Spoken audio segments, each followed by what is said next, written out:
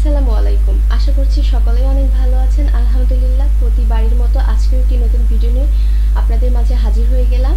So আজকে আমি আপনাদেরকে তৈরি করে দেখাবো যে খুব সহজে কিভাবে বাচ্চাদের জন্য বেলের শরবত তৈরি করা যায়। তো বেল তো একটা দেশি ফল, আর এই প্রচণ্ড গরমে বেলের শরবত বাচ্চাদের জন্য খুবই উপকারে আসে। শুধু বাচ্চাদের কেন, ছোট থেকে বড় সবার জন্য বেলের শরবত খুবই ভালো, পেট এবং শরীর দুটোই ঠান্ডা রাখে। তো এটা আমাদের গাছ, আর এটা গাছেরই বেল।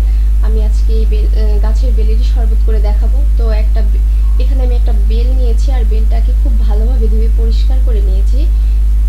এবার একটা লোহার হাতুলির মাধ্যমে এই বেলটাকে আমি ফাটিয়ে নিব, আর ফাটানোর পরে এই বেলটাকে আমি খুব ভালোভাবে এই বেলের ভিতরের অংশগুলোকে বের করব।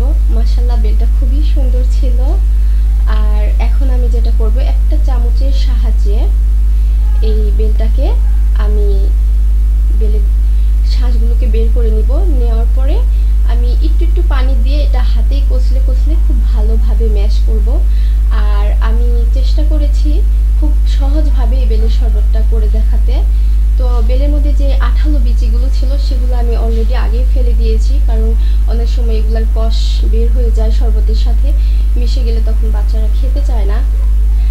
আর আমার ভিডিওটি যদি আপনাদের ভালো লেগে থাকে তাহলে অবশ্যই সাবস্ক্রাইব করবেন আমার চ্যানেলটি, অবশ্যই লাইক কমেন্ট শেয়ার করে আমাদেরকে উৎসাহিত করবেন। আর যারা ফেসবুকে আমার ভিডিওগুলো দেখেন তারা অবশ্যই আমার ফেসবুক পেজকে ফলো করবেন এবং লাইক কমেন্ট শেয়ার করে আমাদের পাশেই থাকবেন। তো আমি খুব ভালোভাবেই এই বেলের শাঁসটাকে হাতে ম্যাশ করে নিয়েছি। এটা আমি খুব মিডিয়াম একটা ঘনত্ব রেখেছি, খুব পাতলাও না আবার খুব ঘনও না। এবার এখানে আমি খুব অল্প পরিমাণে মিষ্টির দানা দিয়ে দিব, যেহেতু আমার বাচ্চার বয়স 1 বছর হয়ে গিয়েছে। তো আপনারা যদি চান তাহলে এখানে মধু অথবা খেজুরের গুঁড়ো অ্যাড করতে পারেন। আর যাদের বাচ্চার বয়স 1 বছরের নিচে তারা কিন্তু এখানে মিষ্টি কোনো কিছু অ্যাড করবে না, নর্মালি এইভাবেই খাওয়াবে। তো বেলের শরবত কিন্তু খুবই উপকার স্বাস্থ্যের জন্য, যেহেতু এখন প্রচণ্ড গরম পড়েছে, আর এটা কিন্তু বাচ্চাদের জন্য খুবই উপকারে আসে। আর বেলের কিন্তু অনেক গুণাগুণ রয়েছে। আর এটা আমি খুব স্টেনারের মাধ্যমে এটা ভালোভাবে ছেঁকে নিলাম। আর ছেঁকে নেওয়ার পর আমি এটা একটা সার্ভিং বলে সার্ভ করব। আর যার বাচ্চা যেভাবে খেতে এটা স্বাচ্ছন্দ্য বোধ করে আপনারা কিন্তু সেভাবেই খাওয়াবেন।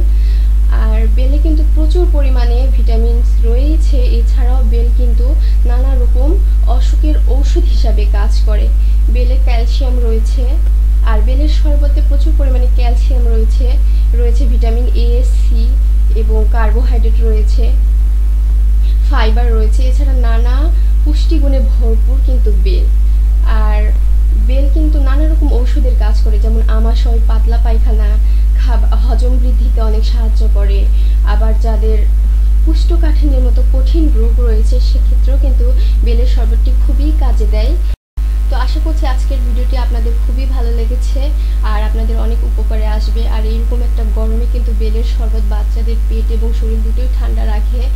তো আপনারা চাইলেই দিনে যে কোনো একবার এইভাবে বেলের শরবত আপনার বাচ্চাকে খাওয়াতে পারবেন। আজ এখানেই শেষ করছি ভিডিওটি। দেখা হবে আবার কোনো নতুন ভিডিও নিয়ে আপনাদের সাথে।